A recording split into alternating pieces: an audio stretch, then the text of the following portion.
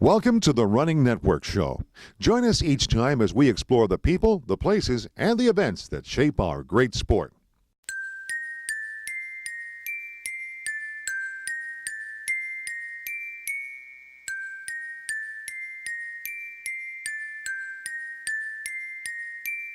RRCA president at one time, and did that help to prepare you for all the duties as a race director of one of America's largest races? Well, yeah, I mean, the president of the RRCA deals with a lot of different issues that a lot of different clubs are facing, and it does help, actually. It did help because you just get an experience dealing with a lot of different kinds of problems and issues, so it's really helped. You know, after 76, did you try out for the 80 or 84 team? Did you continue doing marathoning after that? Well, 1980, I was training to take another shot at the Olympics. As it turned out, we boycotted those Olympics. But the other thing was kind of interesting is I probably would have gone to the Olympic trials. They were in Buffalo, New York that year. I probably would have gone. But number one, because we weren't going to go to Montreal, and number two, Mount St. Helens blew and covered Spokane in ash. I said, it's going to be really complicated getting from here to Buffalo, New York at this point in time. I said, I think the karma is telling me not to go. So I didn't get a second chance, as it turned out. Did you run very many more marathons? How many marathons in your career did you run total? I mean, you ran a few before 76, but what after that? Well, I had the Olympic marathon was my fifth one, and I so I did a lot more. I did not so often as an elite runner. I did that for 4 years, and then as my abilities started to slip, I did a lot of marathons just for fun, just to kind of see what they're like. And a fair number of articles for Runner's World magazine as I was doing different runs around the world.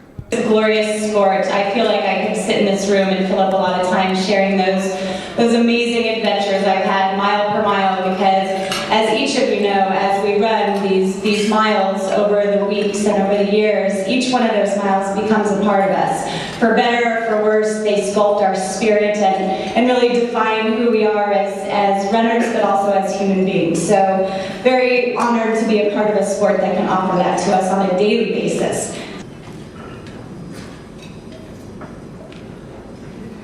Hey there. It is so wonderful for me to be allowed to, or be brought back to Spokane, where I have so many great memories.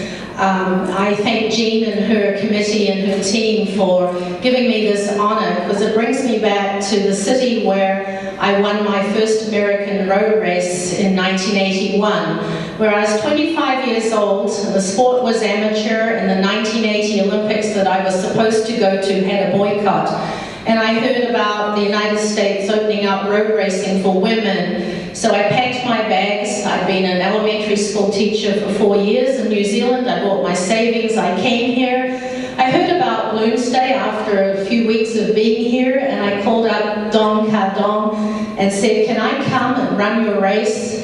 And he says, yeah, well, how are you going to get here? And I said, well, I'm actually down in Eugene right now. I'll catch a train. Can you reimburse me for my train ticket? He goes, yeah, if you do pretty good, make a top 3.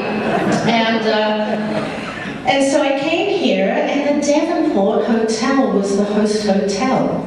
Now, you've all watched that movie that they have of this place, and so when I was riding in here from the airport with the Davenport bus, the guy's telling me about how wonderful this place looks now, and it used to be terrible, and it was just awful, and you should have seen it when it was just awful. I go, yes, sir, I certainly did. That's probably how Don got a great deal at this place in 1981 for his race. Runners have grown to be the largest club in the state of Michigan.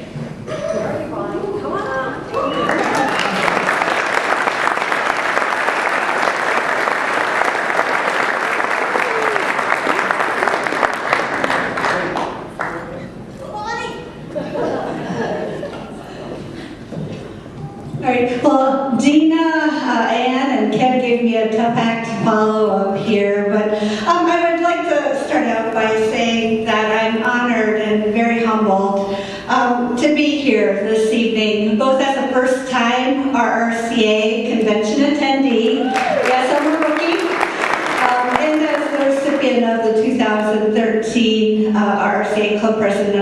Year award. I first joined the Kalamazoo Area Runners Executive Board in 2004 as the Vice President of Membership. And at that time, then Club President Dave Walsh had the biggest impact on me. And what he told me was this, very simple, very straightforward. It's not just about the running, it's about the people. And you can see that our clubs have made a tremendous difference in encouraging people to run and to achieve their fullest potential through the sport.